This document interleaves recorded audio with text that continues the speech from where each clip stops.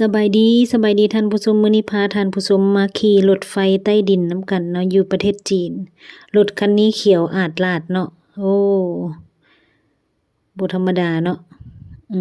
แต่ละคันนี่บางคันก็แดงนะบางคันก็เขียวแบบนี้แหละมื้อนี้คนบ่หลายท่านผู้ชมบ่อนนั่งวางเลยวางหลายออกมาแล้วออกมาจากรถแล้ว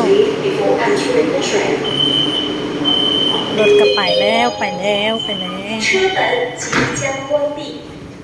บเดียว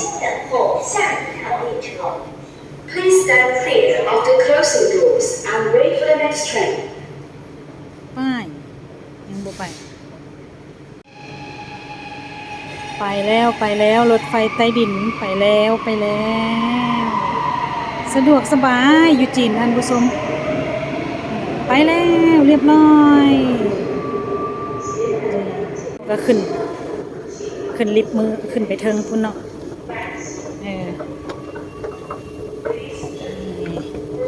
ขึ้นไปชั้นนี้เนาะขึ้นไปชั้นนี้แล้ว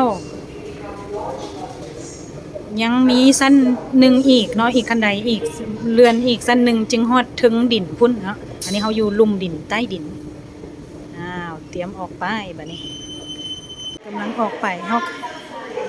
จะออกประตูใดเขาก็มาอ่านเบิ่งป้ายอยู่นี่เด้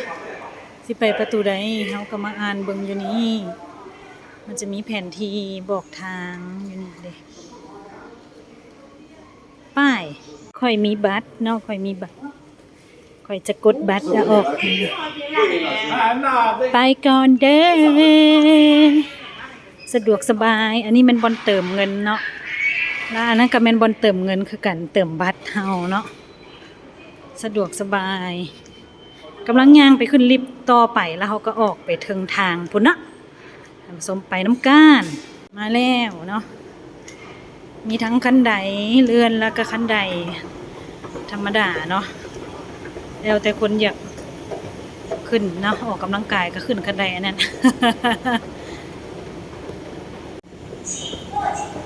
หอดทางแล้วเด้ส่งคันใดเรือนส่งคันเนาะส่งเทือขึ้นคันใดจึงมาฮอดเทิงพี่ฮอดใต้ดินพี่แล้วก็มาเอารถอันนี้เนาะขี่ไปแบบนี้นะเด้